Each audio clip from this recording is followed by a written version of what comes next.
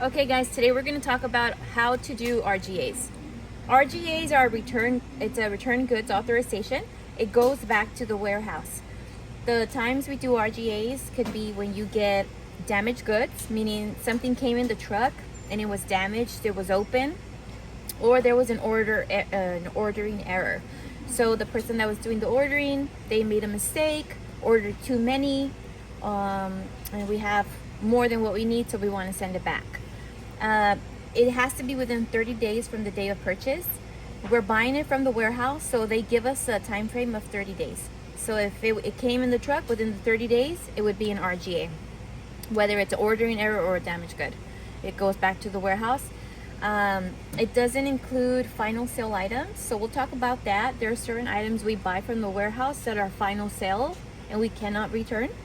And there is a difference between RGAs, which is what we're going to talk about today, and then doing a defective goods claim. And just very briefly, an RGA is within the 30 days from purchase that goes back to the warehouse. Defective goods has to do with policy A, B, and C, which we'll talk about in a different video, but there is a difference here, and we'll touch on that today. Okay, so the way we start is you start on AceNet, you log in with your credentials, and this is the home page.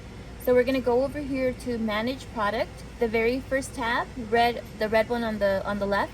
You click that open, and then you're gonna hover to the second column under item management. And for RGAs, we're gonna do the second option, which is claims. So go ahead and open claims. As we can see here, these are warehouse claims. There's a menu over here, and we're gonna be working on warehouse. Just a side note, you can see here acehardware.com. So anytime a .com order was made and the customer was unsatisfied and they want to return it, we would look for it here. So we can talk about that a little later as well. But let's stick with regular warehouse claims that came to the store. We will be working on this platform here. So number one, I'll show you right over here on this side. These are the RGAs for this week. I'll give you a little context. So this one here, we had 2 SKUs in the area. So one of I guess it had 2 locations. It wrongly had 2 locations. The bottom location was full, the top location was empty, so it was reordered. We went ahead and fixed that, and we have way too many. We don't need these here, so we're gonna send it as an RGA. So what you're gonna do is you're gonna scan the barcode, enter it here in this little box. So what you see, that little pop-up there, it tells you the times that we've ordered it. We've ordered it twice in the last 30 days. The latter one's the 222, which was February 22nd. That one's about to expire first. And then the most recent one's gonna be March 8th, which we have a little bit more time to return it. So whenever you have multiple invoices, and then the columns here I'll explain real quick. These are the invoice numbers that we ordered it from, the dates, the SKU that we're working with, the quantities, and then the claims that are available to return. It's not a recall item. It gives you some information there. So when you're going to see multiple invoices, always choose the one that's about to expire first. So the later one, the oldest one, I would say. So which one for us would be February 22nd. That one's going to expire first. So we're going to return this one. So you go ahead and double click that one, and then the information will populate on this window right here on this side. Once it populates here, let me get rid of this. So it'll show you this is a SKU we're working with, the invoice number. It shows you the invoiced amount, the claims, the amount we ordered, which is the invoice quantity, and the available claims, which is the number that we are able to return. So now we're gonna do action requested. We're gonna do a down drop right here. And we're gonna choose the option will return. We don't choose will keep. We always wanna return it, and we don't choose credit requested when we wanna return the item. These 2 options are available for different reasons. And very briefly, I'll tell you, like when an item is a final sale, you have to keep it or you have to request the credit. You cannot return it for final sale items. In this case, let's continue with this. We'll return it. And then you're tabbed over to the reason code. We're gonna down drop this right here. You have the reason, 4 different reasons. The first one would be an overage. You don't want to choose an overage Overage means we don't want to choose overage because we don't get credit for it. Overage means that you paid for 6, the warehouse actually sent you 12. So they sent you more than what you paid for. If you pick overage, we have to send the items back and you do not get credit for them, which has happened once in like 10 years, but the warehouse is pretty good. And in case that were to happen, then you would select overage. We would not get credit for it. You're just sending the items back. The second option would be damaged, which means the item came in and it was damaged. It was leaking, it was bent, it was unsellable. So we would choose damage in that case. Yes, you get credit for damage. Dealer error means that we as a dealer made an error in ordering. We meant to order 6 and we got 60, or we meant to order 3 and whatever the case was. So that's a dealer error. You create this claim and yes, you will get your money back as long as you send the items back. And then ACE error means that the warehouse made a mistake. That means that the warehouse charged you incorrectly, didn't send the item, or they charged you for something that you didn't pay for or they didn't send. It has happened in the past once or twice, and in that case you would select an ACE error.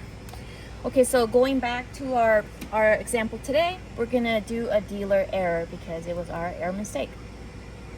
Then it populates over here to claim quantity. So we are gonna return the whole box, so that's gonna be 6. As you can see here, the whole box was 6.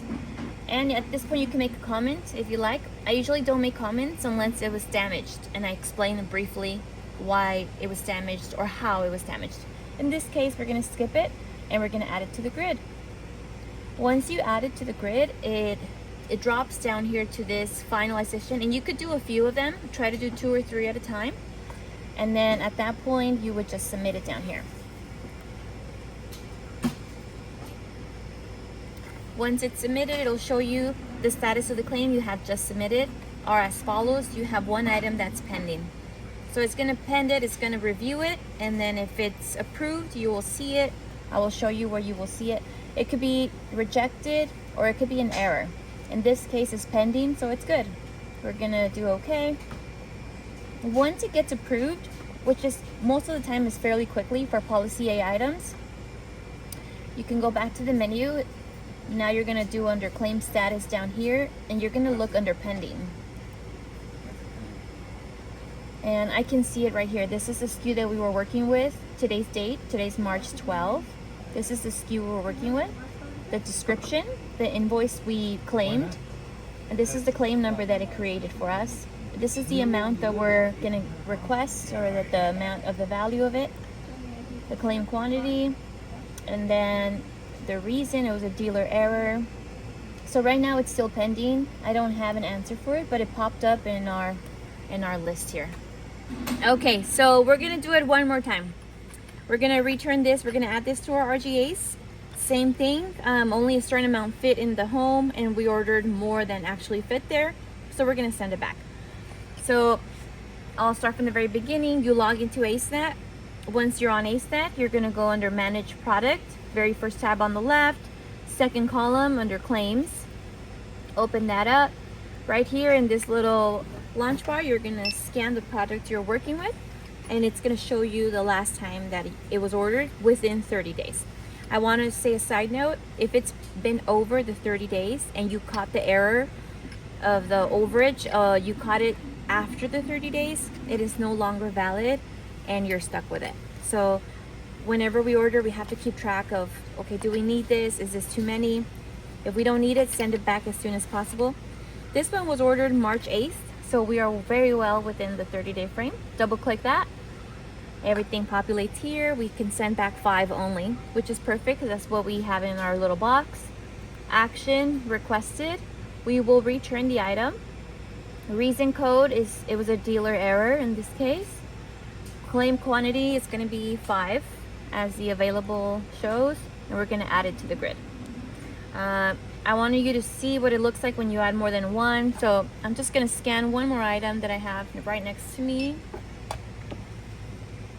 And this one here is not scanning, it needs a SKU, so let me grab a SKU really quickly.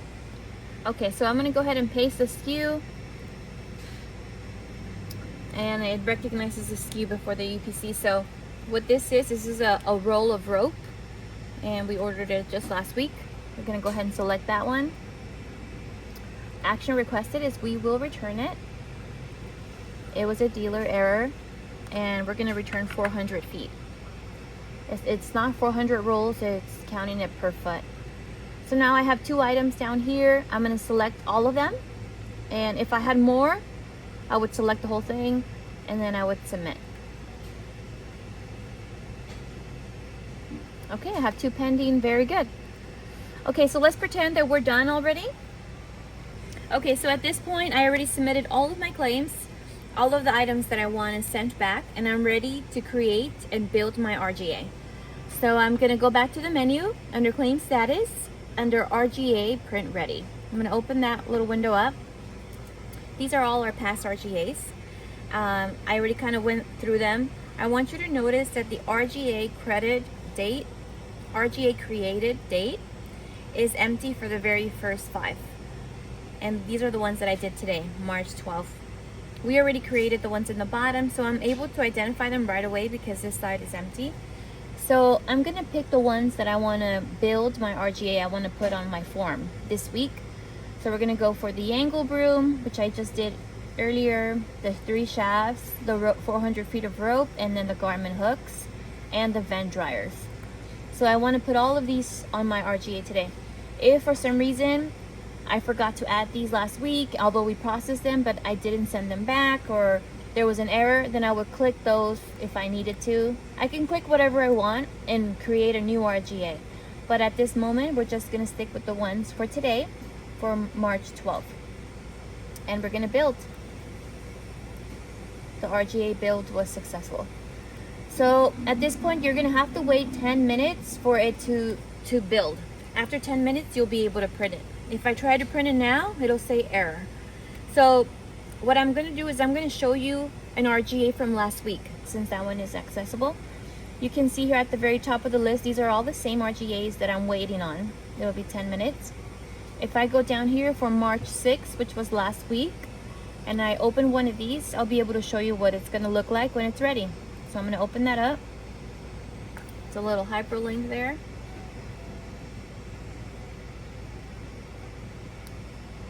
It takes a little while to load. And this is just for showing you purposes. This is what it would look like.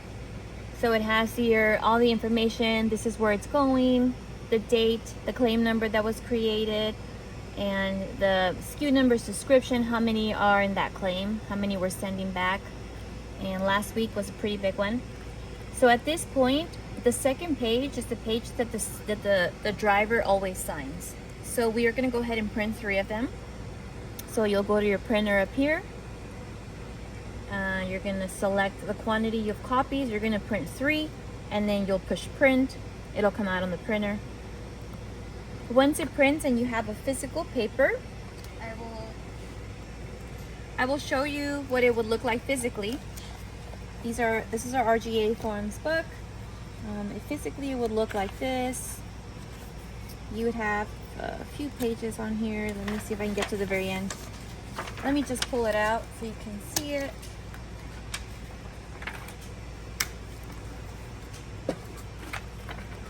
The driver signs the last page. Sometimes they come with caution instructions because it could be either aerosol, it can contain aerosol, or it can be very dangerous to travel with. So the driver must have the instructions, and that'll print it for you. But you have to print 3 of these. One of them is going to go to the warehouse. One of them is going to be for the driver for his records, and one of them is going to be signed and come back to us, which at that point we'll hole punch and put in our RGA folder here. Every week. I know you see the X here and a signature, and we'll talk about that a little bit later for physical count purposes, but this is essentially what it will look like. Okay, before we end the video, I want to touch on just 2 points. Number 1 is final sale items. So I want to just remind you that we said you cannot RGA, you cannot send back items that are final sale. With time, you'll get more familiar with what a final sale item is and what a policy A item would be. But from a glance, I want to show you something that will help you identify it. Acetone is one of the ones you cannot send back. When you look at the box pertaining its information, it'll also have this little skull here. If you can see there, it's a skull and it has a yellow background, and that is the sign for hazard. They call it a hazmat. A hazmat is a hazardous item that contains chemicals. It cannot be returned, so that would be considered final sale, no returns. So I wanted to show you that in case you're wondering why am I having a hard time processing this RGA. It's not allowing me to. Then when you go on AceNet, double check, scan it on AceNet, and it'll show you if it has this little hazmat. When you open it up, it'll have it too, and the detailed information towards the middle of the page, it'll show it to you right here as well. And it'll tell you this is a hazmat, this is a final sale item. Okay, one more tip is when you're going to send a whole case back, a lot of the times they'll keep the case closed. Do not try to scan this barcode on the case for your RGA. It will not recognize it. You have to scan the actual item on the actual SKU on the item. So that's another tip that will help you get things moving.